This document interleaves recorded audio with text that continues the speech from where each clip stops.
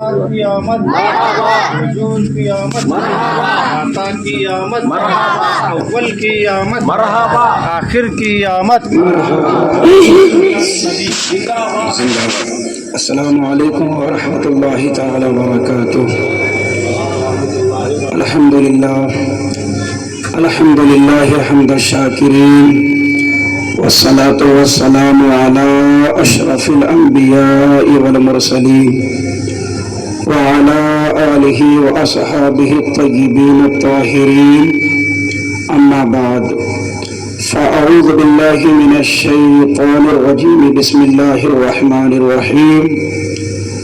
قل بفضل اللہ وبرحمتہ فبذلک فلیفرحوا هو خیر مما یجمعون.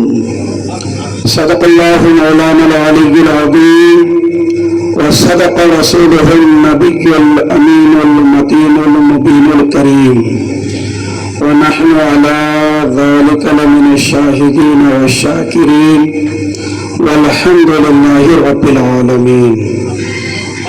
قال الله تبارك وتعالى في شان عظمة حبيبه الكريم إن الله وملائكته يصلون على النبي يا أيها الذين آمنوا صلوا عليه وسلموا تسليما. اللهم صل على سيدنا شفيعنا وحبيبنا وكريمنا ونبينا مولانا محمد بارك وسلم صلى عليه صلاة وسلاما عليك يا سيدي يا حبيبي يا رسول الله صلى الله تعالى عليه وسلم. آج اللہ کے فضل سے اور خاص اس کی توفیق سے ہم اور آپ جشن عید میلاد النبی صلی اللہ تعالی علیہ وسلم کی چوتھی شب میں حاضری کا شرف حاصل کر رہے ہیں. اللہ رب العزت ہم سب کا حاضر ہونا قبول فرمائے اور اس محفل کو ہمارے لیے نجات و بخشش کا ذریعہ بنائے. آج کی محفل میں جو ٹاپک اور عنوان ہے وہ ہے جشن عید میلاد النبی صلی اللہ تعالی علیہ وسلم، اللہ، رسول اور اسلام کی نگاہ میں. سمجھا حضرت؟ عید میلاد النبی اللہ، رسول اور اسلام کی نگاہ میں اس کی کیا حیثیت ہے. آپ حضرات کے جوش کو، آپ کے عشق کو پھر سے بیدار کرنے کے لیے آج میں نے یہ ٹاپک منتخب کیا ہے. مجھے امید ہے آپ حضرات میرا پھر ساتھ دیں گے اور انشاءاللہ حضور صلی اللہ تعالی علیہ وسلم کی میلاد جس طرح سے آپ گزشتہ 3 راتوں سے سنتے آئے ہیں، آج بھی اسی ذوق اور اسی شوق کے ساتھ آپ حضرات سنیں گے. ایک مرتبہ درود پاک پڑھ لیں. اللہم صلی علی سیدنا شفیعنا حبیبنا کریمنا نبینا مولانا محمد بارک وسلم صلی علیہ صلاۃ و سلام علیک یا سیدی یا حبیبی یا رسول اللہ صلی اللہ تعالی علیہ وسلم. میں نے جو آیت کریمہ تلاوت کی بڑی مشہور آیت ہے. ہر سال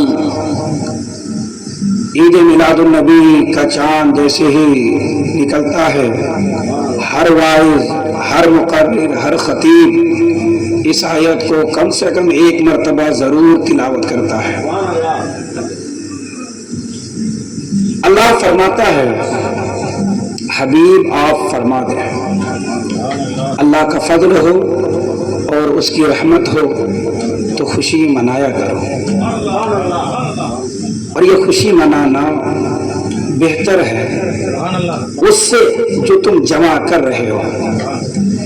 یہاں غور کیجئے، اللہ نے اس آیت کریمہ میں ہمیں اور آپ کو اپنے حبیب کے ذریعے سے خوشی منانے کا حکم ارشاد فرمایا. ایک دوسری آیت کریمہ اسی قرآن پاک میں اللہ فرماتا ہے ان اللہ لا يحب الفرحین. اللہ खुशियां मनाने वालों को पसंद नहीं फरमाता। कुरान एक ही है, अलग अलग जगह से मैंने आपके सामने दो आयतें तिलावत की। पहली आयत में अल्लाह फरमाता है कि अल्लाह का फजल हो, अल्लाह की रहमत हो तो खुशी मनाओ। एक दूसरी आयत जो मैंने तिलावत की, इसमें मेरा रब फरमाता है इन्नल्लाह ला युहिब्बुल फरिहीन, अल्लाह खुशियां मनाने वालों को पसंद ही नहीं फरमाता। अब क्या समझे आप? एक ही कुरान, एक ही कलाम, एक ही रब, उसी का दो दो हुक्म है। आइए इस आयत को समझते हैं। मुफस्सिरीन फरमाते हैं हम चूंकि औलिया अल्लाह को मानने वाले हैं, हम आइम्मा को मानने वाले हैं, हम मुज्तहिदीन मुजद्दिदीन को मानने वाले लोग हैं, हम औलिया के मज़ारात पर हाज़िरियाँ देने वाले लोग हैं, हम आइम्मा मुहद्दिसीन को भी मानते हैं, आइम्मा मुफस्सिरीन को भी मानते हैं। मुफस्सिरीन इस आयत करीमा की तफसीर में फरमाते हैं कि जब खुशी का मौका आए ना, तो ऐसे मौके पर इंसान को चाहिए कि आजिज़ी और इनकिसारी करे।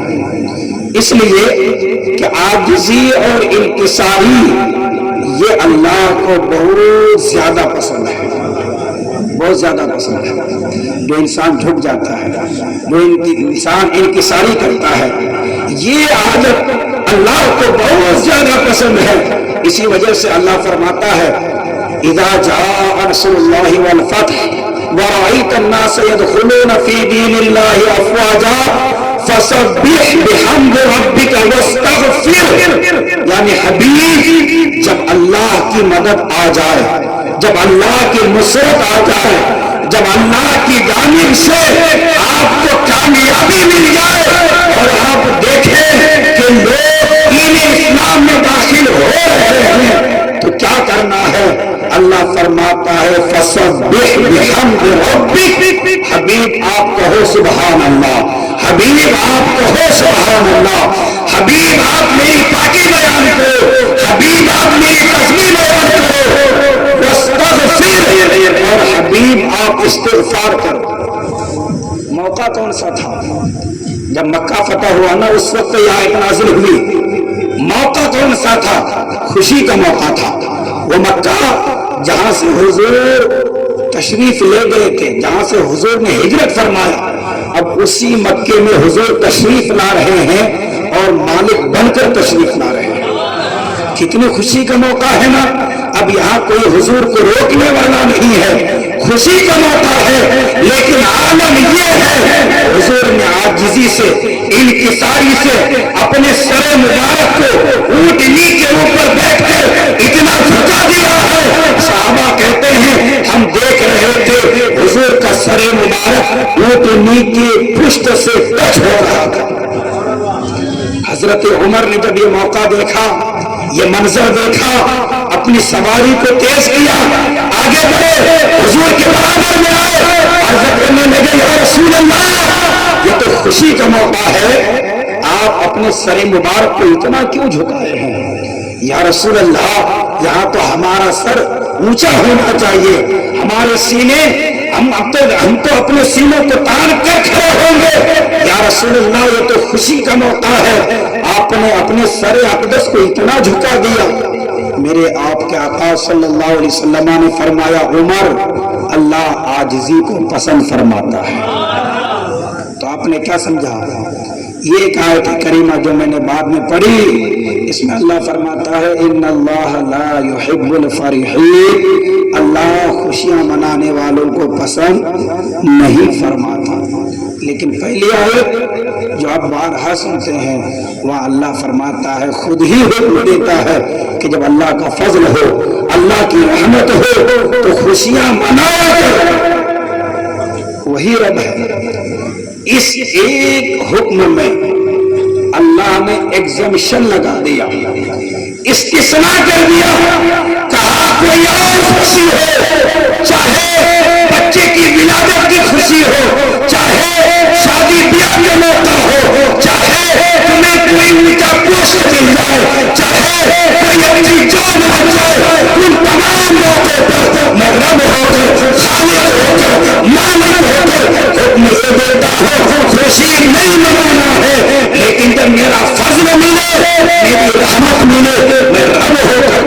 खुशियां मनाया करो।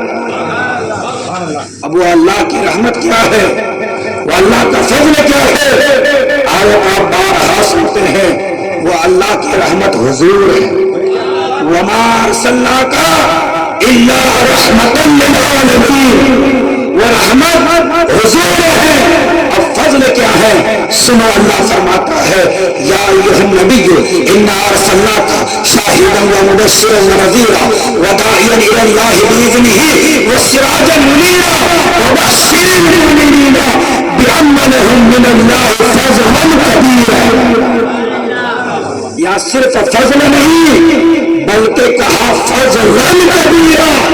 हबीब आप अपने गुलामों को खुशखबरी सुना दीजिए, जब आप उनमें सिराज मुनीर बनकर तशरीफ ले गए, जब आप शाहिद और डर सुनाने वाले की हैसियत से तशरीफ ले गए, ये वो लम्हा था जब मोमिनों पर सिर्फ फजल ही नहीं बल्कि मैं रब होकर कह रहा हूँ फजलन कबीरा, यानी बहुत बड़ा फजल हुआ है।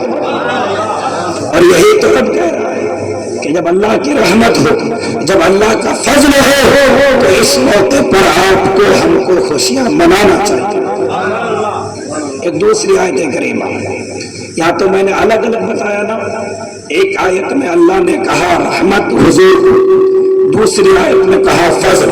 अब एक ही आयत में इकट्ठे दोनों चीजों का जिक्र।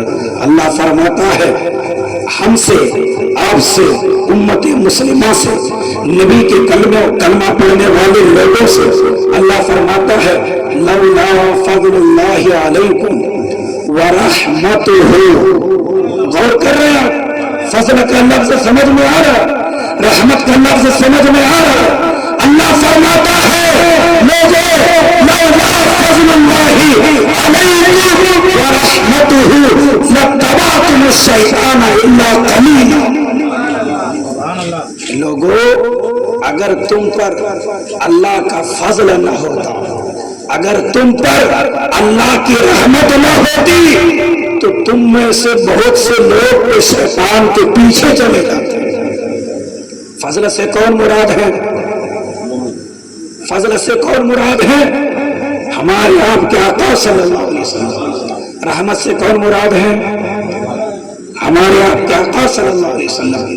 दोनों का इकट्ठे अल्लाह ने इस एक आयत करीमा में जिक्र फरमाया, फरमाया कि ये अल्लाह का फजल यानी मेरा आखिरी नबी, ये अल्लाह की रहमत यानी ये मेरा आखिरी नबी अगर ये मीलाद की महीने की 12 तारीख को यानी रबीउल अव्वल के 12 तारीख को इस दुनिया में तशरीफ न लाता तो क्या होता। अल्लाह फरमाता है लत्तबअतुम अश-शैतान, तुम सब शैतान के पीछे पीछे चल रहे होते।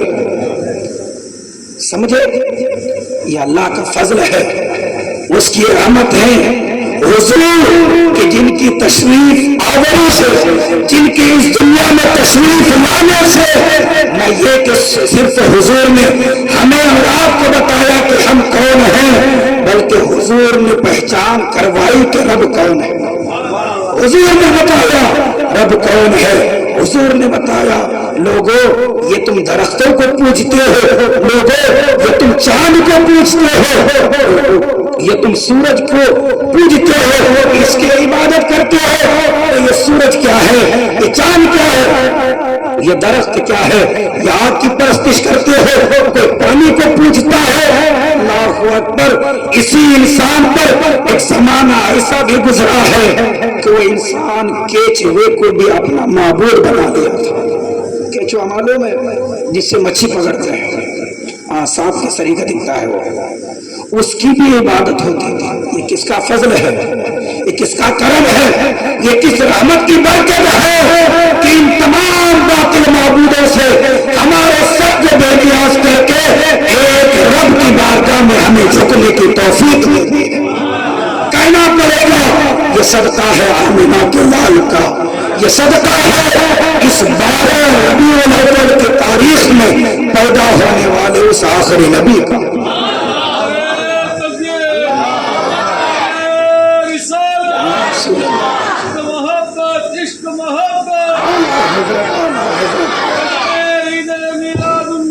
زندہ باد زندہ باد مرحبا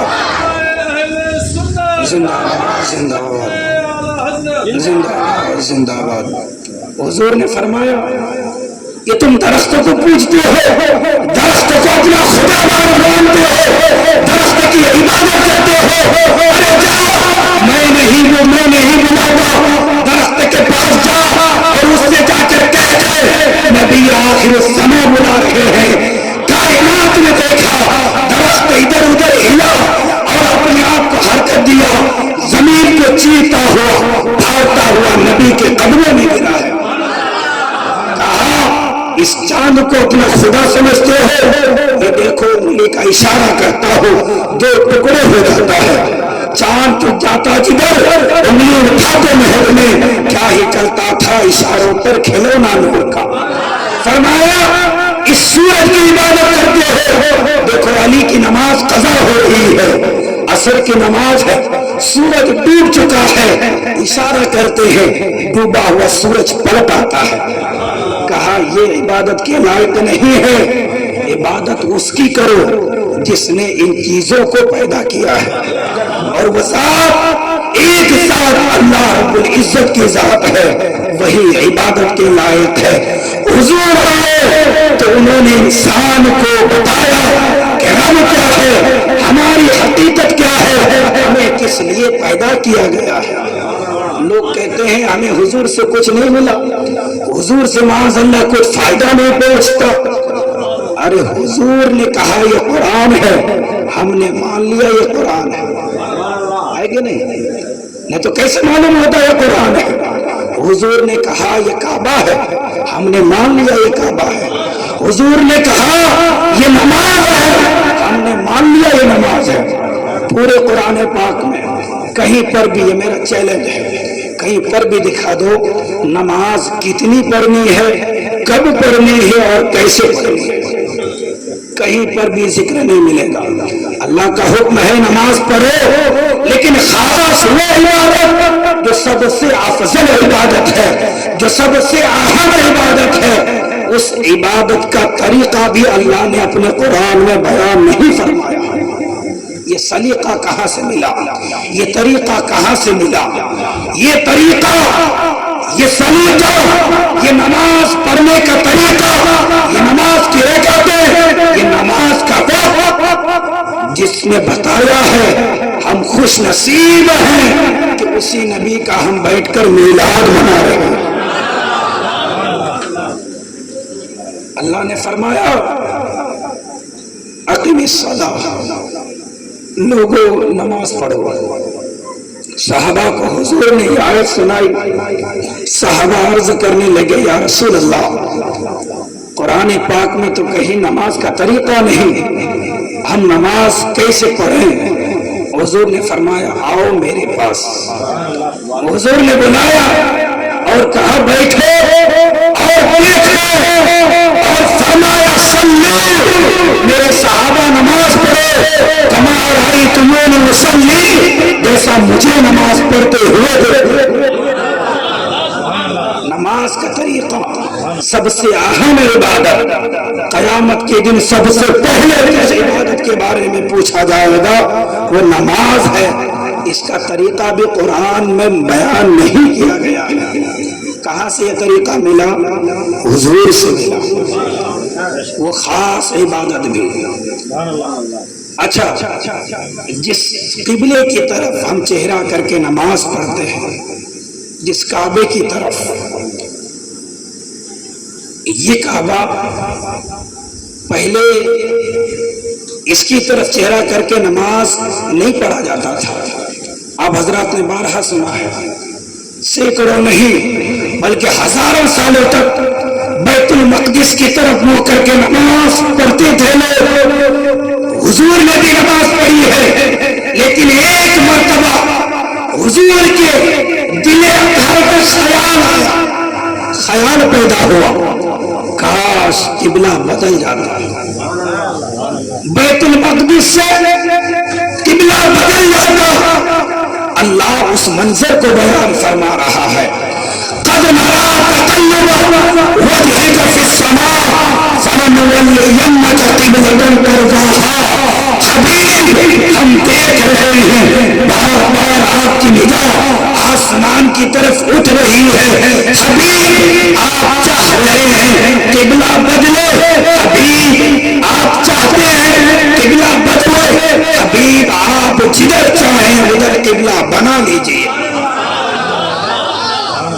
قبلۃ ترضاها، اس پہ غور کیجیے ذرا، یہ نہیں کہا کہ اسے قبلہ بنا لو جو میرا گھر ہے، یہ نہیں کہا اسے قبلہ بنا لو جسے حضرت ابراہیم نے بنایا، یہ نہیں کہا اسے قبلہ بنا لو جسے حضرت اسماعیل نے بنایا، یہ بھی نہیں کہا اسے قبلہ بنا لو جس کا طواف کیا جاتا ہے، یہ نہیں کہا اسے قبلہ بنا لو جو میں چاہتا ہوں، یہ نہیں کہا اسے قبلہ بنا لو جسے میں بنانا چاہتا ہوں، بلکہ رب فرماتا ہے قبلۃ ترضاها، حبیب قبلہ اسے بناؤ جسے آپ بنانا چاہتے ہیں۔ ترضاها، اس پہ غور کیجیے، جو آپ کی مرضی ہے، جو آپ کی راضی ہے، حبیب آپ جس پہ راضی اس پہ میں بھی راضی ہوں، مجھے کیا غرض ہے، تمام جہتیں میرے لیے ہے، للہ المشرق والمغرب، ہر ایک جہت میرے ہی لیے ہے، حبیب ہمیں جہتوں سے کیا مطلب، ہمیں سمتوں سے کیا مطلب، ہمیں ڈائریکشنوں سے کیا مطلب، حبیب آپ جدھر چہرہ کر دیں گے ہم اسے ہی اپنا قبلہ بنا دیں گے۔ حضور نے کہا یہ قبلہ ہے، ہم نے مان لیا، حضور نے کہا یہ قرآن ہے، ہم نے مان لیا، حضور نے کہا یہ نماز ہے، ہم نے مان لیا، تو جو حضور نے کہا اسے ہم نے مان لیا، اور یہی ایک عاشق ہونے کی سچی دلیل بھی ہے کہ جو حضور بتائے، جو حضور دے اسے لے لو، جس سے حضور منع کرے اس سے باز آ جاؤ، اسے چھوڑ دو۔ حضرات اس آیت کریمہ میں ذرا غور کیجئے، جو میں نے آیت تلاوت کی، قل بفضل اللہ، حبیب آپ فرما دیجئے، یہاں پر مفسرین ایک بہت بڑی پیاری بات لکھتے ہیں، وہ فرماتے ہیں اللہ قل ہر جگہ نہیں فرماتا، ہر جگہ قل نہیں آتا، بلکہ اللہ قل وہاں فرماتا ہے جہاں کوئی بہت اہم بات سمجھانا مقصد ہوتا ہے، جو خاص بات سمجھانا ہو تو اللہ فرماتا ہے قل، آپ فرما دیجئے۔ مثلا اپنی توحید کو بیان کرنا ہوا کہ میں ایک ہوں، اس کا اعلان کیا جائے تو اللہ نے فرمایا قل هو اللہ احد، آپ فرما دیجئے وہ اللہ ایک ہے۔ جب یہ بتانا مقصود ہوا کہ میرے حبیب کی اتباع کرو، جو میرے حبیب کی اتباع کرے گا گویا کہ وہ میری باتوں کو ماننے والا ہوگا، تو فرمایا قل ان کنتم تحبون اللہ فاتبعونی یحببکم اللہ، یعنی جہاں کوئی خاص بات کو سمجھانا ہے تو وہاں اللہ فرماتا ہے قل، اب یہاں خوشیاں منانا یہ کتنا خاص ہے، اللہ فرماتا ہے قل بفضل اللہ، حبیب آپ فرما دیجئے کہ جب اللہ کا فضل ہو، اس کی رحمت ہو تو خوشیاں منایا کر۔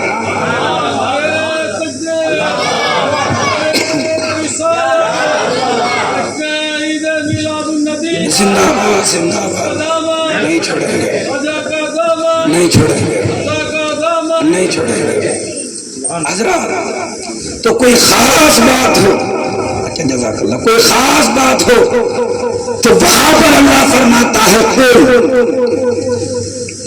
حالانکہ جو اصل بات ہے، جو اصل مضمون ہے، جو اصل پیغام ہے وہ قل کے بعد شروع ہو رہا ہے، بفضل اللہ۔ قل آپ کہہ دیجئے، یہ تو حضور کے لیے حکم تھا لیکن اس کو قرآن پاک میں رکھا گیا، یہ قرآن پاک میں ہے لکھا ہوا، کیا سمجھے اس سے؟ وہ نبی جو ایک لفظ قل کو قرآن سے ہٹانا پسند نہ فرمائے لفظ کل اس کو بھی قرآن سے باہر رکھنا پسند نہ کرے، پھر وہ نبی قرآن پاک سے 10 پارے غائب ہونا کیسے پسند فرماتا؟ کہتے ہیں نا کچھ شیعہ کہ قرآن پاک کے 10 پارے معاذ اللہ حضرت علی کی شان میں نازل ہوئے تھے، جس کو حذف کر دیا گیا۔ یہ کتنا بڑا الزام ہے، کتنی بڑی تہمت ہے۔ ارے لفظ کل سے ہمیں اور آپ کو ظاہری طور پر کوئی فائدہ نہیں ہے، اس کے باوجود اس لفظ کل کو رکھا گیا اور یہ پیغام دیا گیا کہ اس قرآن سے ایک لفظ تو ہٹانا بڑی دور کی بات ہے، ایک زبر زیر کو بھی نہیں ہٹایا جا سکتا۔ 10 پارے ہٹانے کی بات کرتے ہو، یہ بہت بڑا الزام ہے، یہ بہت بڑا تہمت ہے، یہ بہت بڑا جھوٹ ہے کہ 10 پاروں کو قرآن پاک سے حذف کیا گیا۔ حضرات اللہ فرماتا ہے لقد من اللہ علی المؤمنین اذ بعث فیہم رسولا، تحقیق اللہ نے مومنوں پر احسان کیا۔ کب؟ اذ بعث فیہم رسولا، جب ان میں اپنا رسول بھیجا۔ کوئی آپ چھوٹا سا کام اگر کسی لیے کر دیتے ہیں، میں ایک ایگزامپل دے رہا ہوں صرف آپ کے ذہن کو قریب کرنے کے لیے، ورنہ اللہ کے کاموں کو بندوں کے کاموں سے کوئی برابری نہیں ہے، کوئی تشبیہ نہیں دی جا سکتی ہے، لیکن سمجھانے کے لیے آپ نے کسی کو پانی کا گلاس دے دیا، آپ نے کسی کی چھوٹی سی مدد کر دی، کسی کی ہیلپ کر دی، کوئی چھوٹا سا کوئی کام کر دیا، کبھی آپ کی اس سے لڑائی ہو گئی، کبھی اس سے آپ کی بات نہ بنی، تو آپ اس وقت اس کو یہ نہیں کہیں گے کہ یاد کرو میں نے فلاں وقت تم کو پانی پلایا تھا، یاد کرو فلاں وقت تمہارا کرچی نیچے گر گیا تھا، میں نے اٹھا کے دیا تھا۔ یہ چھوٹی موٹی باتیں آپ اس کو یاد نہیں دلائیں گے، بلکہ آپ اس کو کیا یاد دلائیں گے؟ یاد کرو تم مصیبت میں تھے، کوئی قرضہ دینے کو تیار نہیں تھا، میں نے تجھے 10,000 روپے دیا تھا۔ یاد کرو بیمار تھے، علاج کے لیے پیسہ نہیں تھا، میں نے مدد کی تھی، تب جا کر تم نے اپنا علاج کرایا تھا۔ اللہ کی بے شمار نعمتیں ہیں کائنات میں۔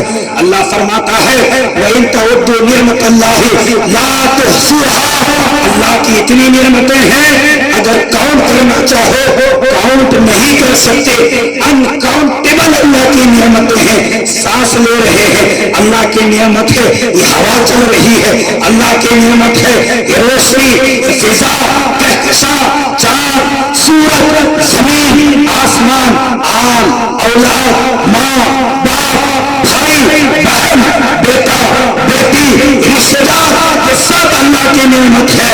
لیکن اللہ تبارک و تعالیٰ نے ان تمام نعمتوں کو دیا، کہیں پر بھی اللہ نے یہ نہیں کہا میں نے تم پر احسان کیا، لیکن جب اللہ نے اپنی سب سے بڑی نعمت آمنہ کے گود میں دیا تو کہا لقد من اللہ علی المؤمنین۔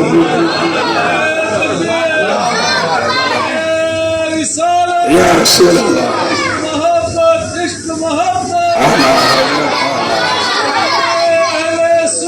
زندہ زندہ زندہ باد۔ تو اللہ تبارک و تعالیٰ نے جب حضور کو اس دنیا میں بھیجا تو فرمایا تحقیق کہ ہم نے مومنوں پر احسان کیا۔ کیا پتا چلا؟ یہ اللہ کی سب سے بڑی نعمت ہے، یہ اللہ کی سب سے بڑی رحمت ہے کہ جب اللہ نے اپنے آخری نبی کو بھیجا تو کہا کہ میں نے احسان کیا۔ اسی آیت کریمہ میں اخیر میں اللہ نے فرمایا وَإِن كَانُوا مِن قَبْلُ لَفِي ضَلَالٍ مُبِينٍ، لوگوں اس سے پہلے تم لوگ کھلی گمراہیت میں تھے، تمہیں معلوم نہیں تھا تیرا رب کون ہے، تمہیں معلوم نہیں تھا یہ خانہ خدا کیا ہے، تمہیں معلوم نہیں تھا یہ نماز کیا ہے، روزہ کیا ہے، یہ کچھ تمہیں تمیز نہیں تھی۔ ان تمام چیزوں کو تم تک جو پہنچایا ہے اسی ذات کا نام آخری نبی ہے۔ وَإِن كَانُوا مِن قَبْلُ لفی ضلال مبین، اس سے پہلے کہ تم سب کھلی گمراہیوں میں تھے۔ اب بھی اس نبی کی آمد پر خوشیاں نہیں مناؤ گے؟ بتاؤ، اب بھی اس نبی کی آمد کا مہینہ آئے گا تو محفلیں نہیں سجاؤ گے؟ سجائیں گے نا، ضرور سجائیں گے۔ سب سے بڑی نعمت اللہ نے ہمیں دی ہے، سب سے بڑی رحمت اللہ نے ہمیں دی ہے، یہ اسی نبی کا صدقہ ہے کہ جس نبی نے ہمیں اور آپ کو ہر ایک نعمت عطا کی ہے رب کی جانب سے، سب اسی نبی کا صدقہ ہے، سب اسی نبی کا کرم ہے، سب اسی نبی کی رحمتیں ہیں کہ آج ہم جو سانسیں لے رہے ہیں نا، یہ سانس بھی اسی نبی کا صدقہ ہے، یہ ہم جو صحت و سلامتی والی زندگی گزار رہے ہیں یہ بھی اسی آمنہ کے لال ہی کا صدقہ ہے۔ حضرات اچھا درود پاک پڑھیں، اللہم صلی علی سیدنا شفیعنا حبیبنا و کریمنا نبینا مولانا محمد بارک وسلم صلی علیہ صلاۃ و سلام علیک یا سیدی یا حبیبی یا رسول اللہ صلی اللہ تعالی علیہ وسلم۔ جس وقت کسی نبی کی ولادت ہوتی ہے، جس وقت کسی نبی کی پیدائش ہوتی ہے، وہ وقت وہ دن بڑا ہی اہمیت والا دن ہو جاتا ہے۔ اس دن خاص کر اللہ کی جانب سے سلامتیاں، رحمتیں اور برکتیں نازل ہوتی ہیں۔ خود اللہ نے حضرت یحییٰ علیہ السلام کی ولادت کے دن کے بارے میں فرمایا، حضرت یحییٰ فرماتے ہیں وَسَلَامٌ عَلَيْهِ يَوْمَ وُلِدَ، اور سلامتی ہو اس دن پر جس دن کے میں پیدا ہوا۔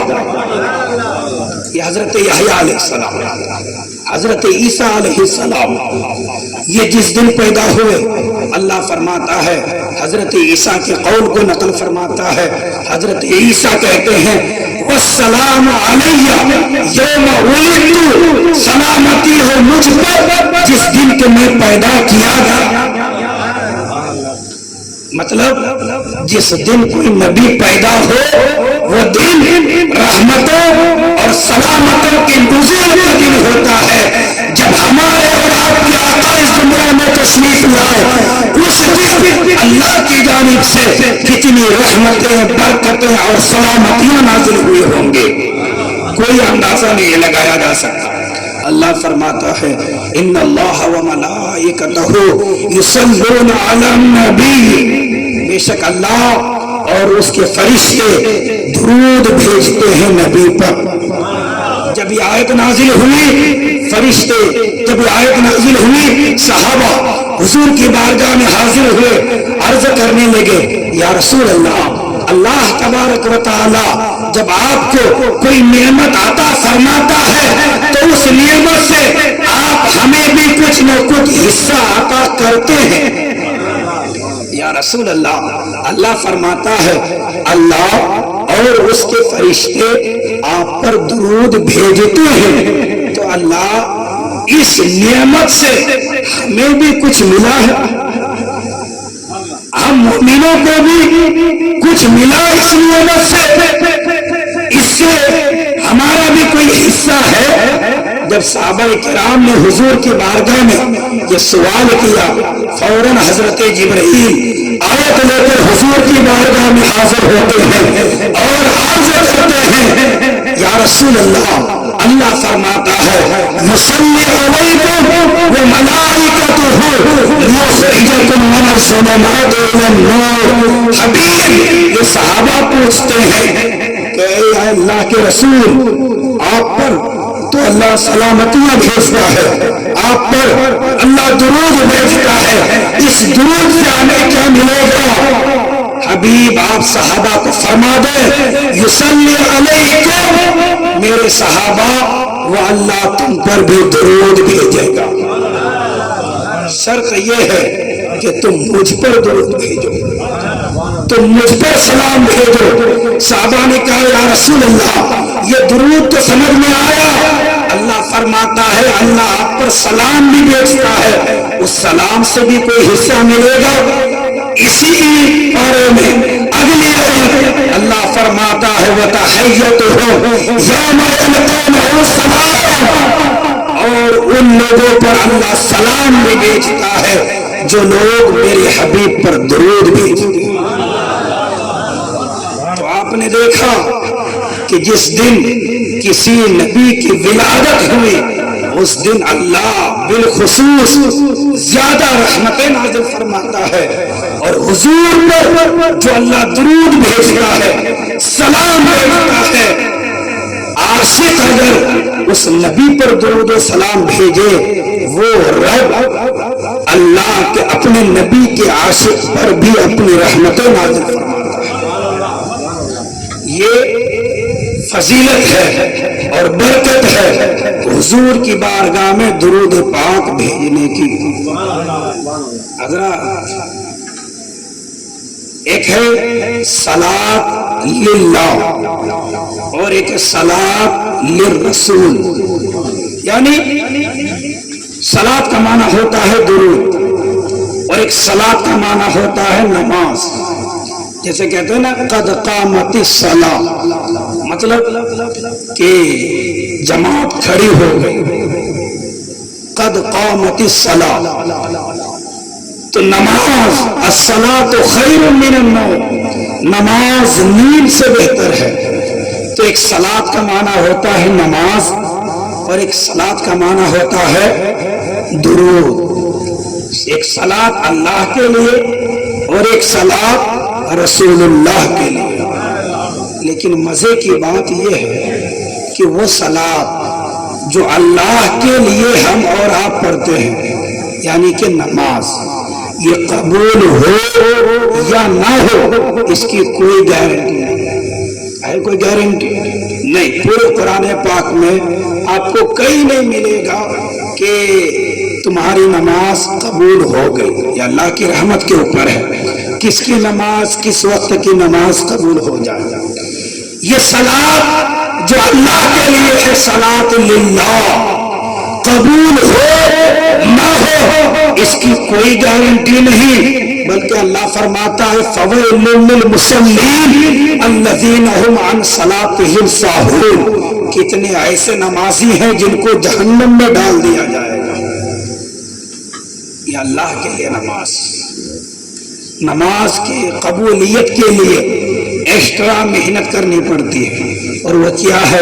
نیت صاف ہونی چاہیے، کپڑے صاف ستھرے ہونے چاہیے، خضوع ہونا چاہیے، اللہ کی رضا ہونی چاہیے، ریاکاری دکھاوا نہیں ہونا چاہیے، تب امید کی جا سکتی ہے کہ یہ نماز قبول ہوگی۔ سمجھے؟ یہ نماز، یہ صلاۃ اللہ کے لیے۔ اب ایک صلاۃ رسول کے لیے، یہ صلاۃ جو اپنے لیے رب نے رکھی اس کی قبولیت کی کوئی گارنٹی نہیں، لیکن وہ صلاۃ وہ درود جو اپنے حبیب کے لیے رکھی اللہ نے اس کی قبولیت کی گارنٹی دی۔ فرماتا ہے اس کا حبیب حضور فرماتے ہیں تم مجھ پر ایک بار درود بھیجو بدلے میں اللہ 10 رحمتیں نازل کرے گا۔ ہم اللہ کے لیے نماز پڑھتے ہیں تو کیا بدلے میں اللہ ہمارے لیے نماز پڑھتا ہے؟ نہیں۔ ہم روزہ رکھیں بدلے میں اللہ روزہ رکھتا ہے ہمارے لیے؟ نہیں۔ لیکن درود ایک ایسا عمل ہے جو اس نے اپنے حبیب کے لیے رکھا۔ فرمایا درود پڑھو گے میرے حبیب پر، درود بھیجو گے میرے نبی پر، میں رب ہو کر تجھ پر اپنی رحمتیں نازل کروں گا، میں رب ہو کر تیرے درجات کو بلند کروں گا، تیرے کاندھے پر بیٹھا ہوا فرشتہ جو برائیاں لکھ رہا تھا اسے حکم دوں گا اس کی نیکی اس کی برائیاں مٹا دو، اس کے گناہوں کو مٹا دو اور اس کے درجات کو بلند کر دو۔ یہ صلاۃ للرسول ہے جس کی قبولیت کی گارنٹی دی ہے۔ اور حضرات اس کے لیے یہ بھی شرط نہیں کہ یہ درود پڑھنے والا کوئی عالم ہو، کوئی متقی ہو، کوئی پرہیزگار ہو، کوئی مفتی ہو، کوئی معاشرہ ہو، نہیں، کوئی بھی انسان ہو، شرط ہے ایمان والا ہو، مومن ہو، وہ نبی پر درود بھیجے تو اس کے درود کو قبول کیا جائے گا، اس کی گارنٹی ہے۔ اچھا، وہ نماز جس کے بارے میں اللہ فرماتا ہے اقم الصلاۃ لذکری، نماز میرے لیے، نماز میری عبادت ہے، نماز میں پوری توجہ رب کی طرف ہونی چاہیے۔ وہ بڑی مشہور حدیث پاک ہے جس کو حدیث جبرائیل بھی کہتے ہیں، درود پاک پڑھ لیں۔ اللہم صلی علی سیدنا شفیعنا حبیبنا وکریمنا نبینا مولانا محمد بارک وسلم، صلو علیہ الصلاۃ والسلام علیک یا سیدی یا حبیبی یا رسول اللہ صلی اللہ تعالی علیہ وسلم۔ بڑی مشہور حدیث پاک، حدیث جبرائیل جسے کہا جاتا ہے۔ حضرت جبرائیل حضور کی بارگاہ میں حاضر ہوئے، حدیث لمبی ہے، میں پوری حدیث نہیں لیتا، جو میرے ٹاپک سے ریلیٹڈ جو بات ہے میں صرف اسے لے رہا ہوں تاکہ کم وقت میں زیادہ باتیں آپ کے سامنے رکھ سکوں۔ حضرت جبرائیل نے کئی سوالات کیے، ان میں ایک سوال یہ تھا، اے اللہ کے رسول یہ بتائیے کہ احسان کیا ہے؟ کیا پوچھا؟ احسان کیا ہے؟ حضور نے فرمایا احسان یہ ہے کہ تم رب کی اس طور پر عبادت کر رہے ہو گویا تم اپنے رب کو دیکھ رہے ہو۔ پھر حضور نے فرمایا اگر یہ کیفیت نہ ہو تو کم سے کم اتنی کیفیت تو ہونی چاہیے کہ تم یہ خیال رکھو کہ تمہارا رب تجھے دیکھ رہا ہے۔ مطلب یہ کہ ساری توجہ رب کی طرف ہونی چاہیے نماز کی حالت میں، ساری توجہ۔ اسی کو رب نے فرمایا اقم الصلاۃ لذکری، نماز خالص میرے لیے۔ اب کیا ہوتا ہے، ہم نماز پڑھتے ہیں، نماز میں قیام ہے، قرات ہے، رکوع ہے، سجدہ ہے، قاعدہ ہے، تمام چیزیں، ان سب کے مجموعے کو نماز کہا جاتا ہے۔ اب نماز کے لیے کھڑے ہوئے، اتنے میں آپ کو پتا چلا کہ آپ کے پاس میں آپ کے پیر صاحب کھڑے ہیں، آپ نے اپنے پیر کو سلام کر دیا، بتائیے آپ کی نماز ہوگی؟ بولیے نہیں ہوگی۔ آپ کے پیر نے آپ کو سلام کر دیا، آپ نے نماز کی حالت میں سلام کا جواب دے دیا، نماز ہوگی آپ کی؟ نہیں ہوگی۔ کوئی بڑے سے بڑا عالم آ جائے، بڑا سے بڑا پیر آ جائے، کوئی بھی آ جائے، نماز کی حالت میں وہ سلام کرے، آپ نے جواب دیا، نماز نہیں ہوگی۔ آپ سلام کرے، جب بھی نماز نہیں ہوگی۔ لیکن وہی نماز ہے، آپ قیام سے فارغ ہوئے، رکوع سے فارغ ہوئے، سجدے سے فارغ ہوئے، ایک رکعت ہو گئی، دوسری رکعت ہوئی، 2 رکعت والی نماز کی بات کر رہا ہوں، دوسری رکعت میں آپ نے قیام، قیام، رکوع، سجدہ، ان تمام چیزوں سے فارغ ہونے کے بعد، ان تمام چیزوں کو ادا کرنے کے بعد جب آپ تشہد کے لیے بیٹھے، قاعدے میں بیٹھے، اب وہ نماز کہ جس نماز کے اندر کسی کو سلام کرو نماز نہیں ہوتی، لیکن اب آپ قاعدے میں بیٹھے ہیں، اتحیات پڑھ رہے ہیں، رب کہتا ہے میرے نبی کو سلام کرو، رب کہتا ہے میرے نبی کو سلام کرو، کہو السلام علیکم ایھا النبی۔ اب نماز ہوگی کہ نہیں ہوگی؟ صرف اتنا ہی نہیں بلکہ رب فرماتا ہے میرے حبیب کی بارگاہ میں اگر تم اپنا سلام قبول کروانا چاہتے ہو تو ساتھ میں میرے حبیب کی آل پر بھی سلام پیش کرو اور کہو اللہم صلی علی سیدنا مولانا محمد وعلی آل سیدنا مولانا محمد. مطلب کیا؟ حضور پر بھی سلام، ساتھ میں حضور کی آل پر بھی سلام. اب نماز ہوگی کہ نہیں ہوگی؟ ہوگی. یہ نہ پڑھو تو نماز نہیں ہوگی. دوسرے لوگوں کو سلام کرو تو نماز نہیں ہوگی. حضور کو سلام نہ کرو تو نماز نہیں ہوگی. اتحیات کا پڑھنا نماز میں واجب ہے. واجب چھوڑ دیے تو نماز نہیں ہوتی. مولا تو نے تو کہا اقیمی الصلاۃ لذکری، نماز خالص میری عبادت ہے. نماز میری عبادت ہے، میرے لیے پڑھو. مولا تیرے لیے رکوع کیا، تیرے لیے قیام کیا، تیرے لیے سجدہ کیا، تیرے لیے تسبیح پڑھا، رکوع میں پڑھا، سجدے میں پڑھا، لیکن تشہد میں جب بیٹھا تو تو نے اپنے نبی پر سلام بھی پڑھا دیا. رب کہتا ہے ہاں یہی تو سمجھانا چاہتا ہوں کہ میرے نبی پر سلام بھی پڑھو، تمہاری نماز بھی نہیں ٹوٹی. وجہ یہ ہے کہ ذات اگرچہ الگ الگ ہے لیکن بات دونوں کی ایک ہی ہے. میں نے اپنی بات کو نبی کی بات سے، نبی کی بات کو اپنے بات سے الگ کیا ہی نہیں. اب تمہاری عبادت اس وقت قبول ہوگی جب تم میری نماز میں میرے نبی پر درود و سلام نہ پڑھ لو. سمجھے؟ یہ ہے حضور صلی اللہ تعالی علیہ وسلم پر سلام پڑھے تو اب آپ کی نماز قبول ہوگی. وہ خالص نماز، اس میں بھی اللہ نے اپنے حبیب پر درود پڑھوا لیا. اچھا، اعلیٰ حضرت کی بارگاہ میں ایک شخص آیا اور اس نے کہا کہ اے احمد رضا، ہم یہ کہتے ہیں کہ اگر کوئی شخص نماز میں، کسی شخص نے نماز پڑھی اور حالت نماز میں حضور کا خیال آ جائے تو نماز نہیں ہوگی. کس سے کہا؟ اعلیٰ حضرت سے.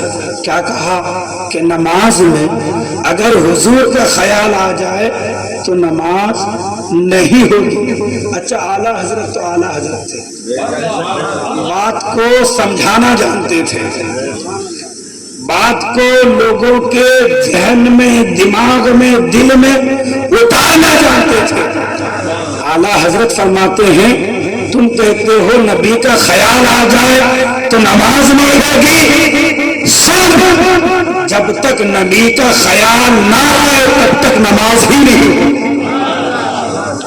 فرماتے تم کسی کو سلام کرتے ہو تو بغیر خیال کیے سلام کرتے ہو، یا پہلے خیال آتا ہے تب سلام کرتے ہو؟ ارے تشہد میں کسے کہتے ہو السلام علیکہ ایھا النبی؟ نبی پر سلام بھیجتے ہو، نبی کو کہتے ہو السلام علیکم، تو نبی کا خیال نہیں. جب نبی کا خیال آیا جب تو تیری نماز ہوئی، خیال نہیں آئے تو تیری نماز ہی نہیں ہوگی. اچھا، بات چلی تو ایک بات اور بتا دوں. میں نے کہا اعلیٰ حضرت بات کو لوگوں کے ذہن میں، دل میں، دماغ میں اتارنا جانتے تھے. ایک بار درود شریف پڑھ لیں. اللهم صل على سيدنا شفيعنا حبيبنا كريمنا نبينا مولانا محمد بارك وسلم. صلوا عليه.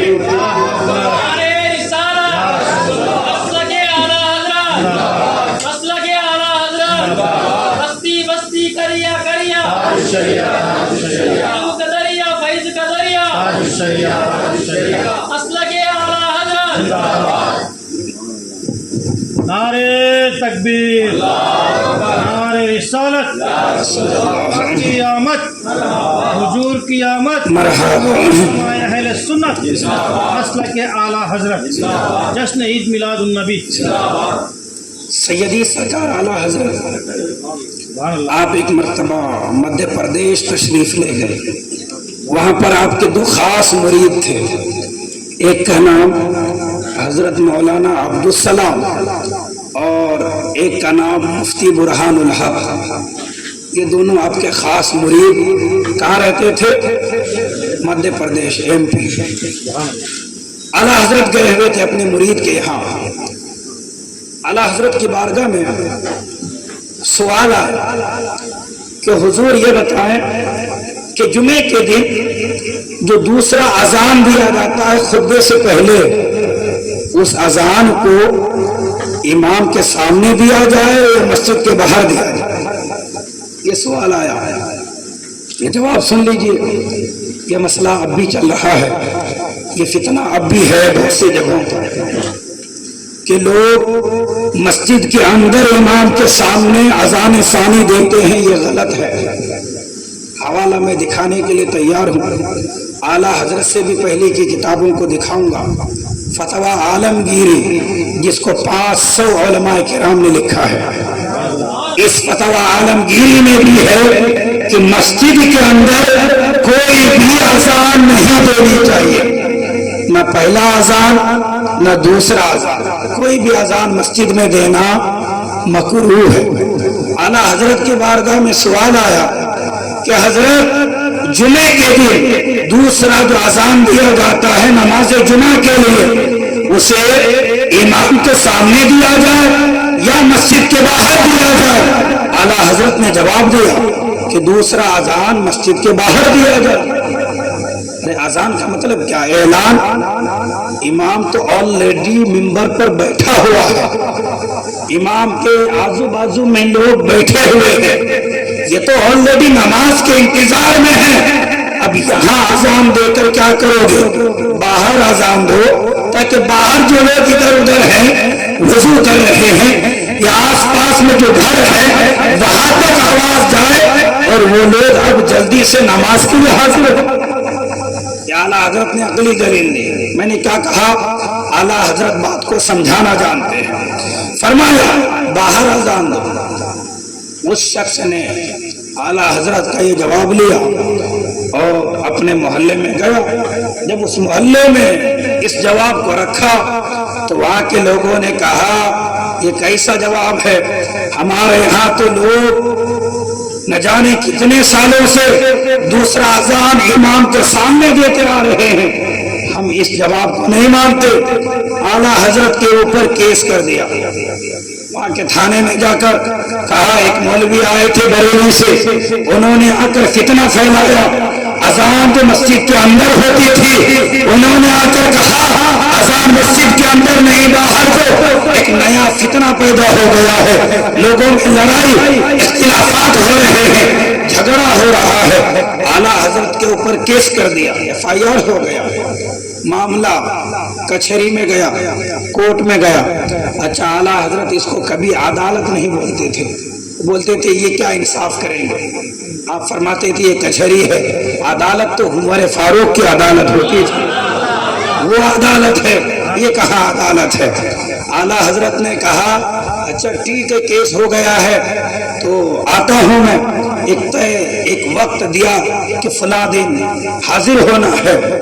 اعلیٰ حضرت کے جو وکیل تھے، اعلیٰ حضرت نے اپنے اس وکیل کو ساری بات سمجھا دیا، ساری بات بتا دیا۔ اتفاق سے جو جج بیٹھا تھا وہ مسلمان تھا۔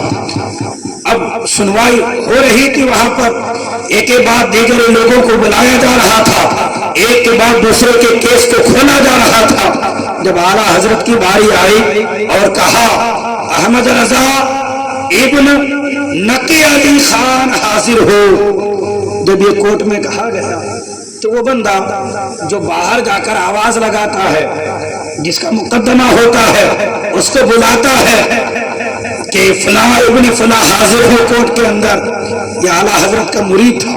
اعلیٰ حضرت نے اس کو پوری بات سمجھا دیا تھا پہلے ہی۔ جب جج نے کہا احمد رضا ابن نقی علی خان حاضر ہو، تو وہ بندہ جج کے سامنے وہیں کھڑا ہو گیا اور کھڑے ہو کر کہنے لگا احمد رضا ابن نقی علی خان حاضر ہو۔ جج نے کہا یہ کیا بات ہوئی؟ یہی آواز دے رہے ہو، یہی پکار رہے ہو، باہر جا کر بلاؤ۔ وہ کہتے ہیں یہی تو وہ بتا رہے ہیں جن کی آپ کیس سن رہے ہیں، یہی تو وہ سمجھانا چاہ رہے ہیں کہ جو آلریڈی یہاں حاضر ہے اس کے سامنے پکارنے سے کیا فائدہ ہے، پکارا اس کو جائے جو باہر ہے۔ سمجھے آپ میں کیا سمجھانا چاہ رہا تھا؟ اعلیٰ حضرت باتوں کو دلوں میں اتارنا جانتے ہیں، ذہن و دماغ میں بٹھانا جانتے ہیں۔ جج نے کہا میں سمجھ گیا احمد رضا حق پر ہے، اذان ثانی اس نے تو فتویٰ دیا ہے وہی صحیح ہے، دوسرا اذان مسجد کے باہر ہے۔ ارے بیوقوفو، جو لوگ پہلے سے آلریڈی مسجد کے اندر ہے، اب ان میں اذان دے کر تیرا کیا ہوگا؟ باہر اذان دو تاکہ جن تک آواز نہیں پہنچی وہ سن لے اور جلدی سے مسجد میں شامل ہو جائے۔ درود پاک پڑھ لے، اللہم صلی علی سیدنا شفیعنا حبیبنا وکریمنا نبینا مولانا محمد بارک وسلم، صلو علیہ الصلاۃ والسلام علیک یا سیدی یا حبیبی یا رسول اللہ صلی اللہ تعالی علیہ وسلم۔ اچھا، جس وقت کوئی خاص واقعہ ہوا، چاہے وہ خوشی کا موقع ہو چاہے وہ غم کا موقع ہو، اس موقع کو یاد کر کے اپنے اوپر وہ کیفیت طاری کرنی چاہیے، یہ اللہ کے رسول صلی اللہ علیہ وسلم کی سنت ہے۔ چاہے وہ خوشی کا موقع ہو چاہے وہ غم کا موقع ہو، بس اسی پر میں کچھ مثالیں لے کر اپنی گفتگو کو ختم کر دوں گا۔ حضرت غزوہ تبوک کا موقع ہے، جنگ تبوک کے لیے حضور تشریف لے جا رہے ہیں، صحابہ کرام ساتھ میں ہیں۔ اس جگہ پر پہنچے جس جگہ حضرت صالح علیہ السلام کی اونٹنی پانی پیا کرتے تھے، اس کنویں کے پاس سے پہنچے۔ حضور صلی اللہ علیہ وسلم ساتھ میں صحابہ کرام ہیں، وہاں سے تھوڑا سا آگے گزرے ایک اور کنواں آیا، یہاں پر پڑاؤ ڈالا، صحابہ کرام ٹھہرے، انہوں نے اس کنویں سے وہ دوسرا کنواں جو تھا وہاں سے پانی بھرا، وضو کیا، اور جو آٹا گوندنے کا تھا اس آٹے کو گوندا، سالن پکایا۔ حضور صلی اللہ تعالی علیہ وسلم نے پوچھا، میرے صحابہ تم نے آٹے کو گوندنے کے لیے اور سالن پکانے کے لیے کون سے کنویں کا پانی استعمال کیا؟ یہ بخاری ہے، غزوہ تبوک کا واقعہ ہے۔ صحابہ نے کہا یا رسول اللہ، یہ کنواں جو ہمارے پاس میں ہے، حضور نے فرمایا اپنے وہ سارے پانی بہا دو جو تم نے اسٹور کر کے رکھا ہے، وہ آٹے بھی پھینک دو جن آٹوں کو اس پانی سے گوندے ہو۔ صحابہ نے کہا کیوں یا رسول اللہ؟ فرمایا اس کنویں سے پانی لو جس کنویں سے کبھی حضرت صالح علیہ السلام کی اونٹنی نے پانی پیا تھا۔ نہ جانے کتنے سال گزر گئے اس اونٹنی کو پانی پینے کا، نہ جانے وہ پانی کہاں چلا گیا ہوگا۔ اتنے سال کے گزرنے کے باوجود حضور اپنے صحابہ کو حکم دے رہے ہیں کہ اگرچہ کافی وقت گزر چکا ہے لیکن اس کنویں کو نسبت ہے ایک نبی کی اونٹنی کے ساتھ، لہذا اس لمحے کو یاد کرو اور اسی کنویں سے پانی بھرو، وہی پانی پیو اور اسی سے سالن پکاؤ، اسی سے آٹا گوندو۔ تو موقع نہ جانے کب کا تھا لیکن حضور نے اس موقع کو بھلایا نہیں۔ یہ بات میں اس لیے عرض کر رہا ہوں کیونکہ بہت سے لوگ کہتے ہیں نا حضور آئے تھے 1500 سال گزر گئے، اب یہ محفلیں سجانے کی کیا ضرورت ہے؟ اسی لیے یہ بات آپ کے سامنے رکھ رہا ہوں کہ یہاں اونٹنی کو پانی پی کر نہ جانے کتنے سال گزر گئے لیکن حضور نے اس موقع کو یاد کر کے صحابہ کو حکم دیا، میرے صحابہ اب بھی اس میں وہ برکت ہے، تم اسی کنویں سے پانی بھرو۔ یہی قافلہ جب آگے گیا تو وہ جگہ آیا، وہ جگہ آئی کہ جس جگہ پر اللہ کا عذاب نازل ہوا تھا۔ اب حضور نے انہی صحابہ سے کہا میرے صحابہ یہ وہ جگہ ہے جہاں پر اللہ کا عذاب آیا تھا، اس جگہ پر جلدی سے گزرنا ہے، تیز قدمی سے گزرنا ہے۔ یا اللہ کیا یہاں اب عذاب آنے والا ہے؟ اللہ فرماتا ہے میرے نبی کی شان تو یہ ہے ما کان اللہ لیعذبہم وانت فیہم، کہ میرا حبیب جہاں رہے گا وہاں عذاب آ ہی نہیں سکتا۔ عذاب آ کر نہ جانے کب آیا کب گیا ہے، کئی سال گزر گئے ہیں، لیکن حضور فرماتے ہیں ان لمحوں کو یاد کرو، اب بھی اس جگہ سے تیز قدمی سے گزرو اور اس عذاب کو یاد کرتے ہوئے استغفار کرتے ہوئے گزرنا ہے۔ عذاب تو ایک بار آیا تھا اور وہ عذاب چلا گیا، اب یہاں عذاب نازل نہیں ہو رہا تھا، اگر ہوتا بھی تو ساتھ میں حضور تھے، حضور کی برکت سے عذاب اٹھ جاتا، لیکن اس کے باوجود حضور نے فرمایا تیز قدمی سے چلو۔ مطلب یہ ہے کہ حضور نے یہ ذہن دیا اور یہ بتایا جہاں ایک مرتبہ اللہ کی رحمت نازل ہوئی اسے ہمیشہ یاد رکھا جائے گا، اسے ہمیشہ یاد کیا جائے گا، جب بھی وہ موقع آئے گا وہ کیفیت یاد رکھنی ہوگی۔ جہاں پر ایک بار اللہ کا عذاب نازل ہوا تھا اس کیفیت کو بھی یاد رکھنا ہوگا، یہ اللہ کے نبی کی سنت ہے۔ ابھی ہم بار بار ہر سال جو جلسہ مناتے ہیں، ہر سال جو محفلیں سجاتے ہیں، یہ اسی نبی کی پیاری سنت ہے۔ حضور حج کے لیے تشریف لے گئے، 7 صحابہ کرام ہیں، جب اس میدان میں پہنچے جس میدان میں کنکریوں کی بارش ہوئی تھی اصحاب فیل کے اوپر، سنا ہے نا آپ نے وہاں کہ ابرہا آیا تھا ہاتھیوں کو لے کر مکہ شریف کو ڈھانے کے لیے، شہید کرنے کے لیے، تو اللہ نے ابابیل کے ذریعے سے اس قافلے پر اس ابرہا اور اس کے ساتھیوں پر حملہ کروایا تھا، چھوٹی چھوٹی کنکریوں سے ابابیل کے ذریعے سے۔ اس میدان کے پاس سے جب حضور گزرنے لگے، حج کا موقع تھا، 7 صحابہ ہیں، حضور نے فرمایا میرے صحابہ رونے کی کیفیت بنا لو اور تیز قدموں سے گزرو۔ حالانکہ عذاب پتہ نہیں کب نازل ہوا تھا، حضور کی ولادت سے کئی سال پہلے، حضور کے دادا کے زمانے میں، لیکن حضور اب بھی اس لمحے کو یاد کر رہے ہیں اور اپنی امت کو یہ سبق دے رہے ہیں۔ لوگوں ایک مرتبہ جو واقعہ ہو جاتا ہے اس کو قیامت تک یاد رکھا جاتا ہے، چاہے وہ خوشی کا موقع ہو چاہے وہ غم کا موقع ہو۔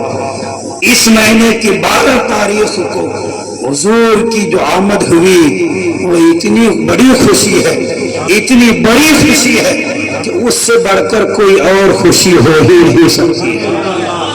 اب اگرچہ حضور آج سے 1500 سال پہلے آئے تھے، لیکن جب بھی میلاد کا مہینہ آئے گا عاشقان رسول اس وقت کو یاد کر کے ہر سال میلاد کی محفلیں سجاتے رہے۔ حضرات تمام دنوں میں سب سے افضل دن کون سا دن ہے بتائیے؟ جی جمعہ کا دن۔ کیوں؟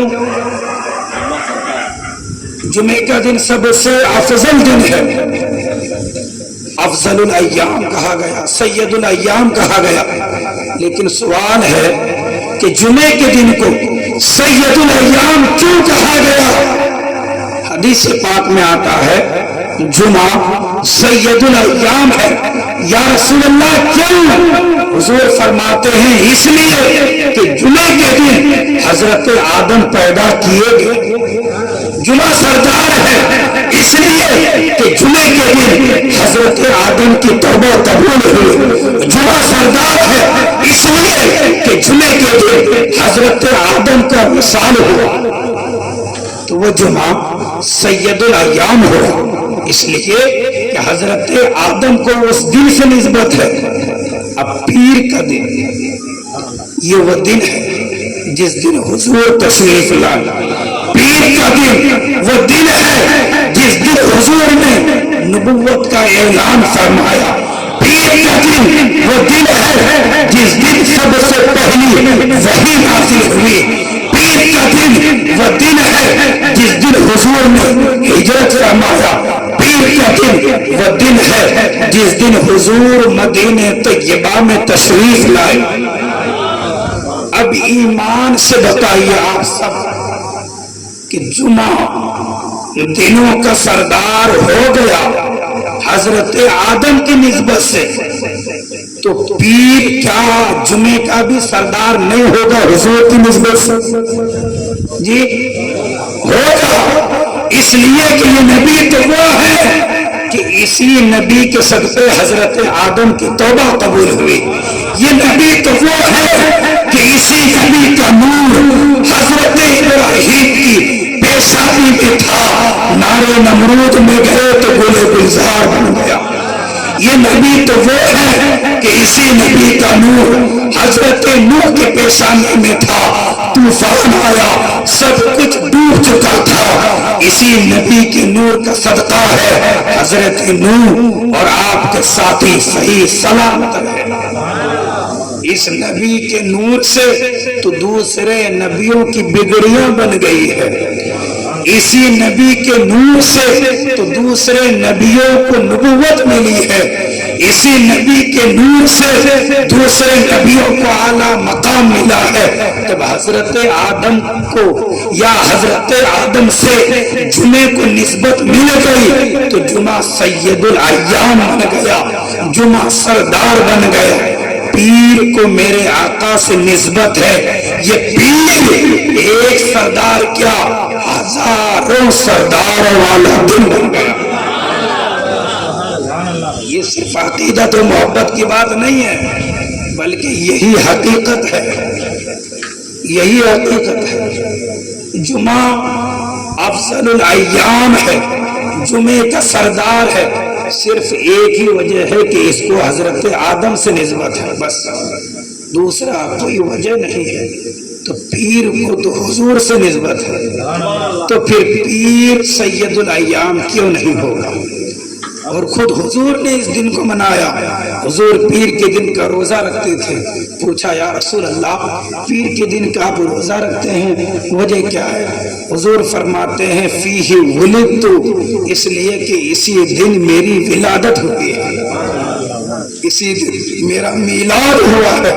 اسی لیے پیر کے دن کو روزہ رکھ کر میں اپنا میلاد مناتا ہوں. بس میں یہیں پر اپنی گفتگو کو ختم کرتا ہوں.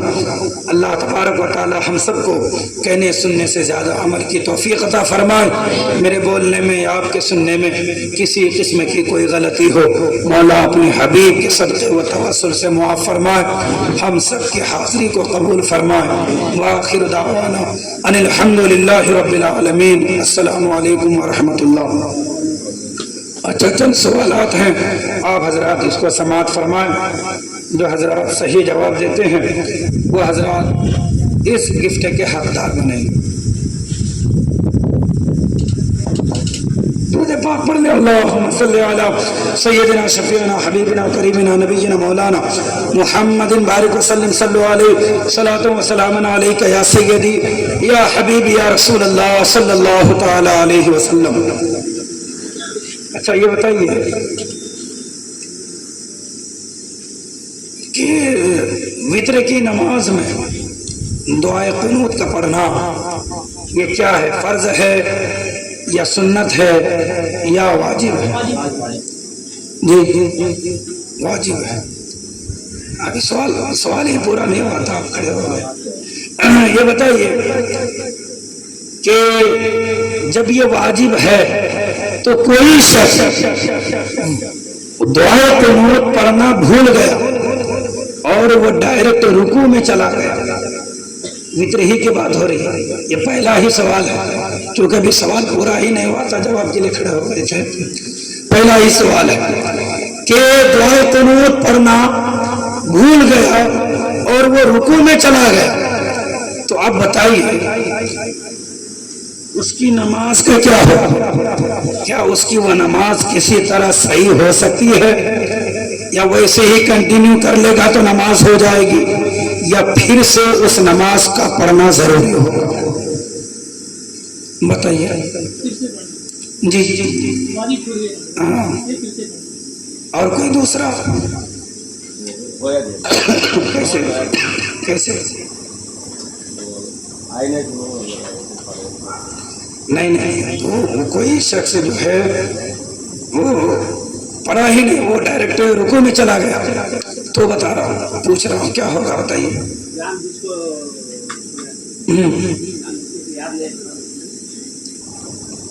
جان بوجھ کو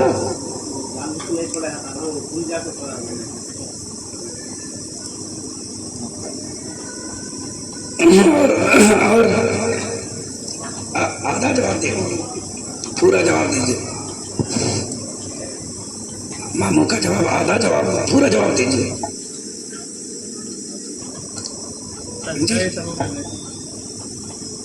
بالکل صحیح جواب ہے جی، صحیح بات ہے، لیکن یہ اس صورت میں ہے کہ جب آپ بھول کر رکوع میں چلے گئے، تب میں نے کہا بھی تھا یہی، تو ایسی صورت میں آخر میں جب آپ سجدہ سہو کر لیں گے تو نماز ہو جائے گی، لیکن اگر کسی نے جان بوجھ کر چھوڑ دیا تو اب سجدہ سہو کرنے سے بھی وہ نماز نہیں ہوگی، اس لیے کہ یہ واجب ہے۔ واجب اگر بھول سے چھوٹ جائے، چاہے کوئی سا بھی نماز میں واجب بھول سے چھوٹ جائے، سجدہ سہو سے نماز ہو جاتی ہے۔ اچھا، یہ قربانی کا مسئلہ، جو شخص صاحب نصاب ہوتا ہے تو کیا ہر سال اس پر اپنی طرف سے قربانی دینا واجب ہے، یا ایک بار اپنی طرف سے دیا، دوسری بار اپنے گھر کے کسی دوسرے شخص کی طرف سے دیا، تیسری بار کسی اور کی طرف سے دیا، تو کیا الگ الگ نام سے جو قربانی دے رہا ہے اسی کے فیملی ممبر میں سے ہے تو اس کی قربانی ہو جائے گی؟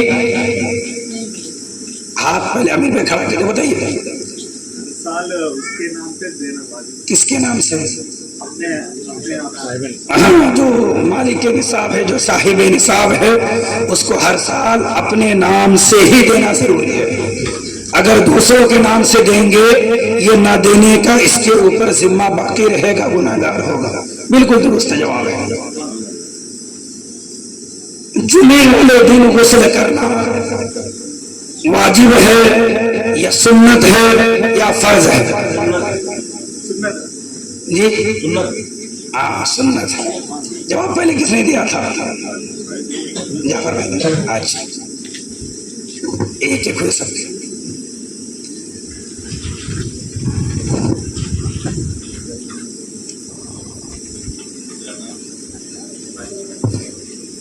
اللہ تبارک و تعالی بات پڑھیں، اللہم صلی علی سیدنا شفیعنا حبیبنا کریمنا نبینا مولانا محمد بارک وسلم، صلی اللہ علیہ وسلم، سلام علیکہ یا سیدی یا حبیبی یا رسول اللہ صلی اللہ علیہ وسلم۔